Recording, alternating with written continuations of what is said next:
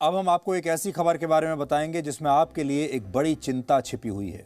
मशहूर hair stylist Javed हबीब ने एक ट्रेनिंग वर्कशॉप के दौरान एक महिला के बाल काटते समय पानी न होने के स्थिति में पानी न होने पर उनके बालों में अपना थूक लगा दिया और अब उनके खिलाफ इस मामले में एक एफआईआर दर्ज हो चुकी है।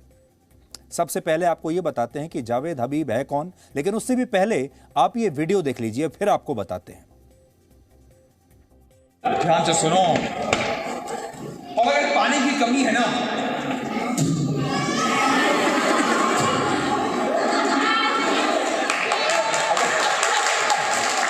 अबे इस थूक में जान है। ये थूक ही मारना आजकल।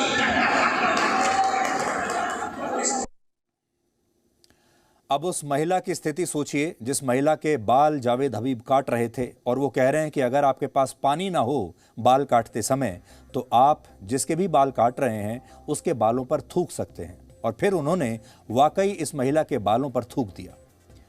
जावेद हबीब कोई मामूली व्यक्ति नहीं है। उनकी गिनती भारत ही नहीं दुनिया के मशहूर और सबसे अमीर हेयर स्टाइलिस्ट में से होती है। अकेले भारत के 110 शहरों में उनके 875 सैलून्स हैं उनके, और 40 से ज्यादा एकेडमीज वो चलाते हैं जहां लोग लाखों रुपए की फीस देकर उनकी तरह हेयर स्टाइलिस्ट बनने के लिए आते हैं, ट्रेनिंग लेते हैं। उनकी बहुत सारी एकेडमीज हैं, ट्रेनिंग सेंटर्स हैं।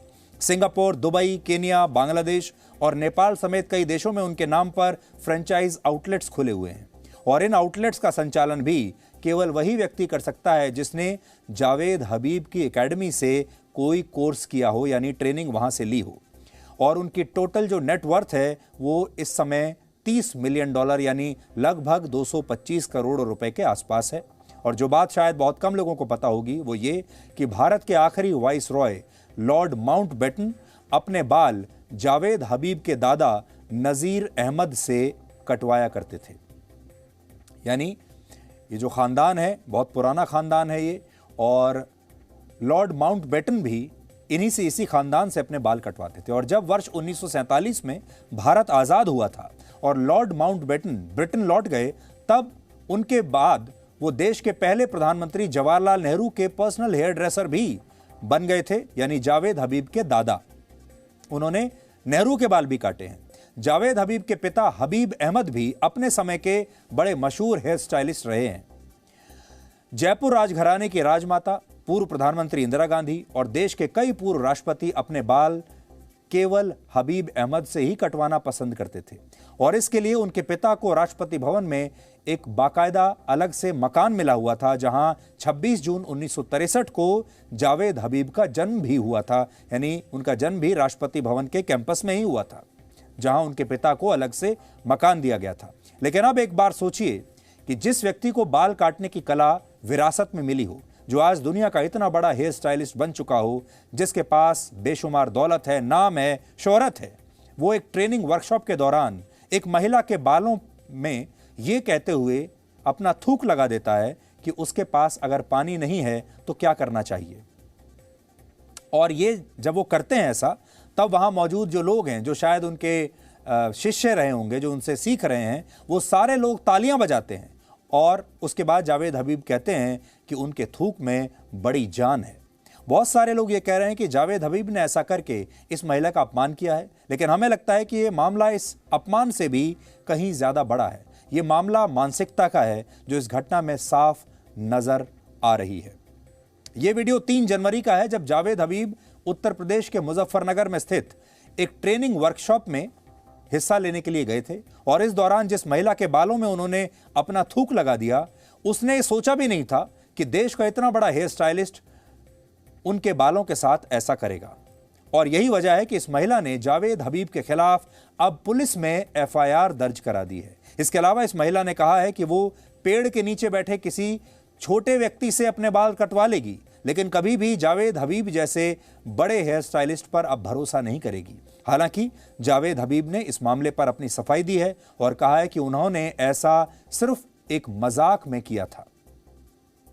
उन्होंने कहा कि अब हेयर कटिंग सिखाई जाएगी, कोई भी एक मॉडल ऊपर स्टेज पर आ जाए, तो उसके लिए मैंने अपना हाथ खड़ा किया। मैं गई वहाँ पर, तो सबसे पहले तो उन्होंने मेरा ये कह के मजाक उड़ाया कि ये वही है सुबह से जो कह रही है how is this possible, how is this possible. और वे आए और उन्होंने ये कहा कि बालों की कटिंग करने के लिए अगर आप सीखना चाहते हो, अगर आपके पास पानी नहीं है तो उन्होंने थूक दिया और थूक के भी तुम काम चला सकते हो, और मेरे थूक में दम है। देखो मैंने इतनी सी थूक की मात्रा से क्या कर दिया। मैं ये कार्रवाई चाहती हूँ कि मैं वहाँ शिक्षा लेने गई थी, टिप्स लेने गई थी, कुछ सीखने के लिए गई थी ताकि मेरा करियर बने, मेरे आगे जो है मेरा पार्लर का नाम बने। लेकिन मेरा तो करियर चौपट हो गया क्योंकि वहाँ पे मेरा बहुत मजाक बना। मेरे स्टूडेंट्स ने भी मेरा मजाक बनाया कि मैडम ये क्या हो गया आपके साथ में, आपके सिर में तो उन्होंने थूक दिया। देखिए सेमिनार लंबे होते हैं, कभी कभी सेमिनार को एक इकट्ठा करने के लिए कुछ बोल देते हैं, मजाकिया बोल देते हैं, लेकिन वो एक्ट होता है, उसका मतलब कुछ होता नहीं है। तो अगर कुछ लोगों को शायद इससे हर्ट हुआ है, एक ही वर्ड बोलूँगा, माफ़ी चाहता हूँ, दिल से माफ़ी चाहता हूँ। बट ये सिर्फ एक पढ़ाने का एक ज़रिया था, लेकिन वो मजाकिया था सिर्फ। लेकिन अभी एक वर्ड बोलता हूँ मैंने ऐसा कुछ किया नहीं था, वो एक एक्ट था।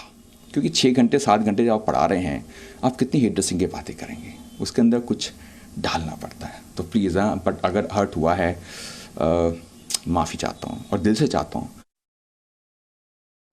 जावेद हबीब, जैसा हमने आपको बताया, बहुत मशहूर तो हैं ही, और जो भी लोग इस फील्ड में आना चाहते हैं और जो भी लोग अच्छा हेयर ड्रेसर बनना चाहते हैं, उनमें से बहुत सारे लोग हमेशा ये सोचते हैं कि वो जावेद हबीब जैसा बनना चाहते हैं। इसीलिए जो आज के युवा हैं वो उनसे ट्रेनिंग लेने के लिए भी आते हैं। और जावेद हबीब ने माफ़ी भी मांग ली, लेकिन जावेद हबीब ने आज जो किया है उससे सिर्फ जावेद हबीब को नुकसान नहीं हुआ है।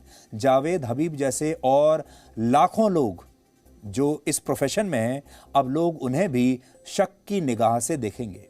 और जावेद हबीब इन सब के साथ एक पढ़े लिखे व्यक्ति भी हैं, वो बहुत पढ़े लिखे हैं। अगर हम सोचते कि वो बहुत पुराने दकियानूसी ख्यालात के हैं तो अलग बात थी। उन्होंने दिल्ली की जवाहरलाल नेहरू यूनिवर्सिटी से फ्रेंच भाषा में मास्टर्स की पढ़ाई की है।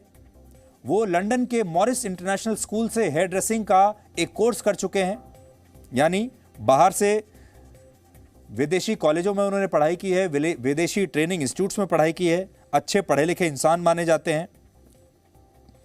और इतना पढ़ा लिखा होने के बाद भी, इतना इंटरनेशनल एक्सपोजर होने के बाद भी उन्हें ऐसा लगता है कि किसी के बालों में थूका जा सकता है, तो ये एक बहुत अचंभे की बात है। और आपको एक और ख़ास बात मैं बताऊं आपको, मैं खुद जावेद हबीब से बहुत बार लंबे समय तक बाल कटवा चुका हूं। और जावेद हबीब अगर हमें देख रहे होंगे तो वे इस बात को जानते होंगे, मैं खुद उनसे कई बार, कई वर्षों तक उनसे बाल कटवा चुका हूं। लेकिन आज उनका ये वीडियो देखने के बाद अब मुझे भी शक हो रहा है कि कहीं ऐसा तो नहीं कि किसी दिन पानी ना होने की स्थिति में उन्होंने हमारे साथ भी ऐसा ही किया हो। और आप में से बहुत सारे ऐसे हजारों लोग होंगे जिन्होंने जावेद हबीब से कभी बाल कटवाए होंगे, और आज वो भी ज़रूर ये सोचते होंगे कि आप हो सकता है उस समय शीशे में ना देख रहे हो सकता है आपकी आंख लग गई हो सकता है आप अपने मोबाइल में कुछ, फ़ोन में कुछ देख रहे हो। और अगर जावेद हबीब ने उनके साथ भी ऐसा ही किया होगा तो क्या होगा? क्या भरोसा कि उस दिन जावेद हबीब के पास पानी ख़त्म हो गया हो और उन्होंने अपने थूक का इस्तेमाल कर लिया हो। ये एक बहुत बड़ी बात है और बहुत बड़ा मुद्दा है। और क्यों बड़ा मुद्दा है ये बताने के लिए आपको कुछ और वीडियोस दिखाते हैं। अप्रैल 2020 का ये वीडियो देखिए, मध्य प्रदेश का वीडियो है। इस वीडियो में भोपाल में रेहड़ी पर फल बेचने वाला एक व्यक्ति अपने थूक से फल साफ करते हुए देखा जा सकता है। देखिए, जब इस व्यक्ति की शिकायत हुई तो इसने कहा कि उसके पास पानी नहीं था, इसलिए उसने अपने थूक से फल साफ करने के बारे में सोचा। और इस व्यक्ति का नाम शेरू खान है, जिसने स्कूल की पढ़ाई भी पूरी नहीं की। लेकिन अब सोचिए कि इसमें और जावेद हबीब में क्या अंतर है। शेरू खान और जावेद हबीब एक जैसा काम कर रहे हैं। शेरू खान एक रेहड़ी लगाता है, अनपढ़ है, बिल्कुल पढ़ा लिखा नहीं है। जावेद हबीब करोड़पति हैं, 250 करोड़ रुपए नेटवर्थ है, विदेशी इंस्टीट्यूट्स में पढ़ चुके हैं, पढ़े लिखे व्यक्ति हैं, अलग अलग देशों में इनके सैलून्स चलते हैं। लेकिन दोनों में फर्क देखिए, कोई फर्क नहीं, दोनों एक जैसा काम कर रहे हैं। और इसी तरह का आपने देखा होगा आपके व्हाट्सएप पर, आपके सोशल मीडिया पर और बहुत सारे ऐसे वीडियोस आपके पास आए होंगे जिसमें लोग खाना बनाते हुए भी उसमें थूक रहे हैं। ये तो फल वाला हमने आपको बताया, ऐसे बहुत सारे वीडियोस हैं। कहा जाता है कि खाना पकाना और बाल काटना बड़े भरोसे का काम होता है। दो चीजें मानी जाती हैं कि आदमी अपने बाल बहुत भरोसे के व्यक्ति से कटवाता है और खाना भी एक बहुत भरोसे के व्यक्ति से बनवाता है। खाने में जहर मिलाकर किसी की भी जान ली जा सकती है और खराब और सड़ा हुआ खाना खिलाकर किसी को बीमार किया जा सकता है, जहर दिया जा सकता है। और इसी तरह बाल काटते समय भी कोई भी व्यक्ति जब बाल कटवा रहा होता है तो बड़ा असहाय हो जाता है और वो सिर्फ अपनी कुर्सी पर बैठा होता है जो बाल काट रहा होता है, और वो उस तरह से कुछ भी कर सकता है। अगर उस तरह गलत चल जाए तो जान भी जा सकती है, गला कट सकता है। इससे बहुत सारे लोग शायद सैलून्स में बाल कटवाते समय अब आज के बाद बहुत असहज महसूस करने लगेंगे या उन पर भरोसा नहीं करेंगे, क्योंकि जब जावेद हबीब पानी की जगह थूक से काम चला सकते हैं तो फिर लोग आखिर में भरोसा कैसे करेंगे। तो डीएनए में आज इतना ही। अब आपसे हमारी मुलाकात होगी कल रात 9 बजे। तब तक आप खुश रहिए, सुरक्षित रहिए, स्वस्थ रहिए। और चाणक्य ने एक बार कहा था, गलत दिशा में बढ़ रही भीड़ का हिस्सा बनने से बेहतर है कि सही दिशा में अकेले चलो। नमस्कार। Presenting B News app available on Google Play and App Store. Download it now.